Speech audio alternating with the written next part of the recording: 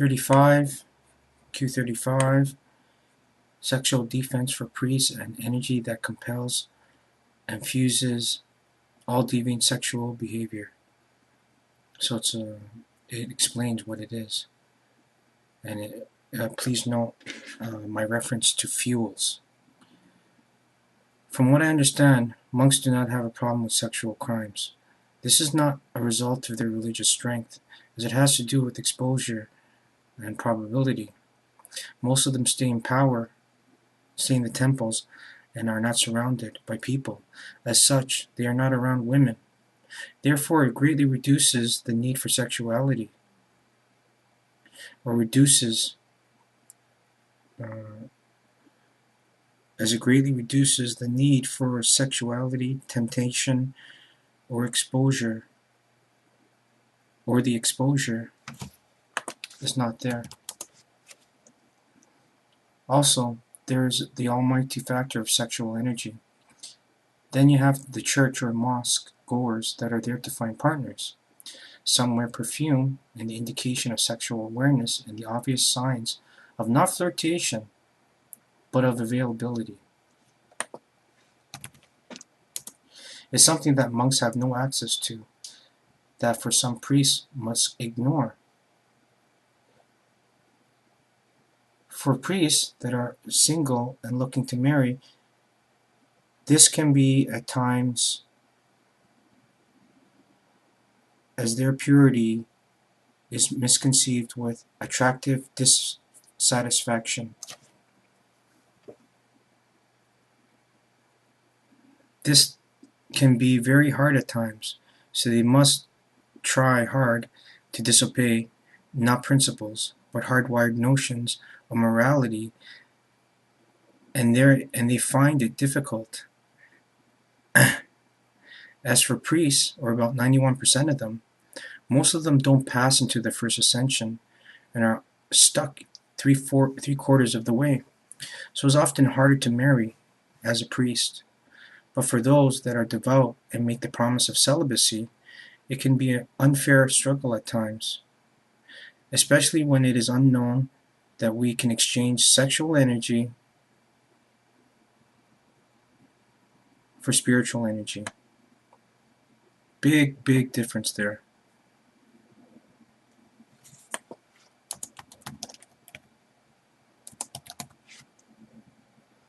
Because if you continue to eat just sexual,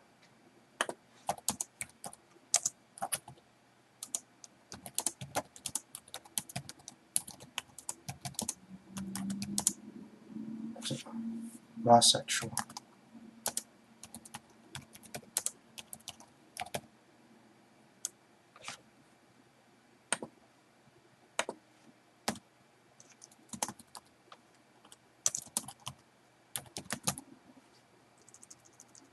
then it's just going to make you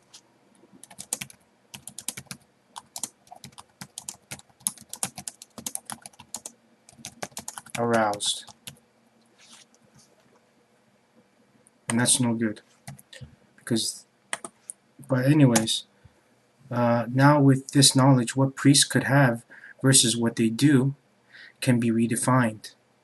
Their celibacy could be an easy abstinence, and the mission could be completed within a fraction of the time.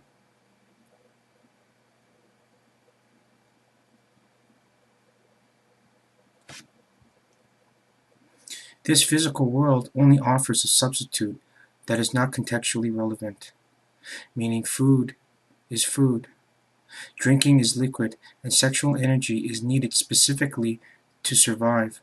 Therefore, they are fighting urges of procreation. This sexual force is a survival force of nature and primal energy that exists everywhere in the universe. Therefore, to deny sexual energy and physical sexuality is to be handicapped, as strength now boils frustration and accumulates stress. So let's touch up on energy. Eating energy in the form of physical output. Now this may be physical in representation, but your body needs to digest this energy using chemicals to help store it and later convert it into potential energy or stored energy. As magical as it may seem, it's just physiology and science, where chemicals convert matter into either to ether or energy. The same energy that spirits emit. Proof of this can be seen when vinegar and metal can produce electricity. An electrical charge. This battery conversion is the same science as chemical conversion that food produces. This is called the Baghdad. Well, there's a Baghdad battery that does this by putting an electrode into vinegar.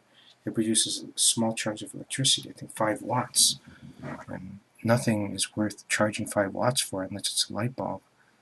And that was like, I don't know, 500 BC AD.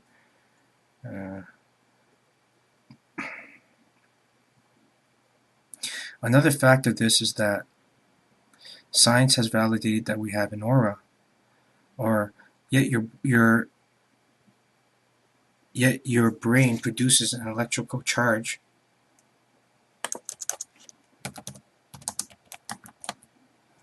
that is visible.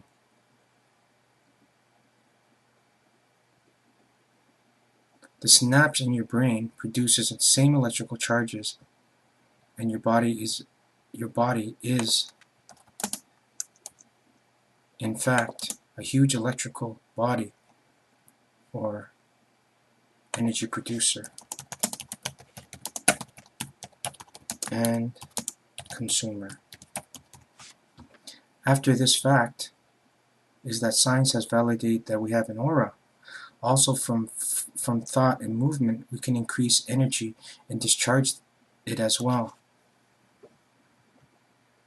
The only problem is that we cannot see this energy, so we don't believe in it. With this evidence, sexual energy must be real. It is also very healthy and necessary for mental and spiritual well-being, and to not have it causes mental illness. Furthermore, not relieving yourself physically causes physical damage. If you're acquiring it spiritually, then the physical applications of sexual selection will affect you at greatly reduced and minimal levels. Being in North America, and with that being said, please read what the system is and what it does and how it induces us to be more procreational and primitive in behavior, wired in behavior. And everything in society proves this. Our behavior is wired, and the way that we act and all the things that we have done and are doing to the planet and each other are conditions of this wiring. So you need to read 31 and 30. Probably 30, then 31 is better, and then follow up with 21 and then 20 to understand why. Yes, 20 then 21. And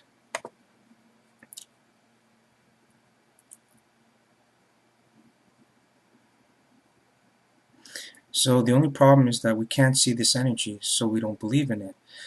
With this evidence, sexual energy must be real. It causes mental damage if you don't have sexual energy. So being in North America and its sexual Darwinistic pressures plays an increased role, as we are predominantly a nation where religion asks us to be virgins before marriage. This is a travesty, as the need to marry requires that we experience love before it. The only way to have this is by dating. But as we are living in a physical world, sexual selection delivers so much pressure that having sex as a release valve is absolutely necessary in order to not go insane. Over 90% of Americans believe in God, and all over the world, God is life. But how can any institute accept a life of God when more than 70% are having great, safe, and healthy sex? This makes a society, especially for non-sexual restrictions, very unhappy, repressed, and sexually shamed. Then there leads the thing that if I can't choose the right wife, and then the sex is bad or the communication is bad after we get married, because everyone puts up not a facade but a mask to make it seem perfect. But as soon as you start living together, you're gonna have sex, so people don't do that. But today, culture and behavioralism and conduct and the rules of engagement of sexuality for the purposes of marriage forgoes that. As a race, we know through education that we have to have sex, so we have sex. But then once you get married, and those that don't do that end up having bad marriages. So I'm not saying that this method is good, but we have protection. And then what happens to the child? You just leave them? Well, there's a reason why we have a 52% divorce rate in this, not divorce rate, I think it's ridiculous. It's like 30% in North America. It's even higher in England. It's crazy. And the only reason why the Orientals have a very successful rate is because most of them are arranged. So, I mean, it's different. It's just, we need to change right now. So over 90% of Americans believe in God.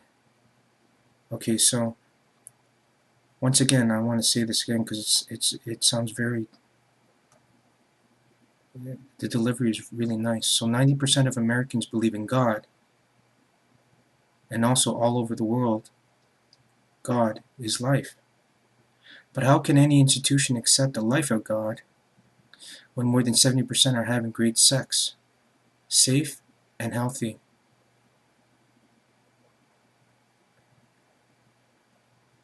This makes society, especially for non-sexual restrictions, very happy, very unhappy. Especially for non-sexual restrictions, very unhappy, repressed, and sexually shamed. This unhappiness transfers to a debilitating energy, repressed and debilitating energy of insecurity, aggression, mental attraction, and the need to relieve a lot without continually disobeying and betraying God. So I mean, there has to be some sort of release valve because especially for men, their testes, it's a phenomenon, not called blue testicles are a byproduct of what the worst thing that could happen, and it's actually really painful. And I mean, it's worse if the pressures are high and you're not having sex to relieve yourself, and people end up going crazy.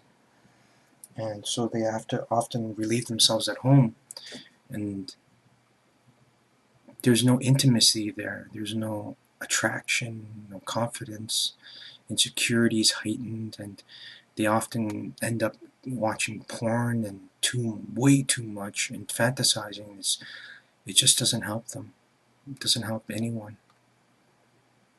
That's why the porn industry is so big in this world, and then you could understand why people not displace, but fantasize that they're having sex with these hot women because they can have sex with these hot women. So they do have sex with them mentally, but spiritually you can't do those things, as Jesus says. By having sex with them in your mind, you're actually having spiritual sex with them in their brains, and you are having that. So it's wrong. And, unless you have permission from them. And that feeling that you get when you check them out and they blush, and there's rapport to it, there's etiquettes and class involved, and that's the beginning part. But when you get trained more, you'll understand what I mean, because the feeling is unbelievable. So I mean, those fantasies that you have when you're sleeping, it's like that. The sensing and the stimulation and the experience is like 10 times better than actual physical sexuality. And it is, because it's energetic and it's spiritual.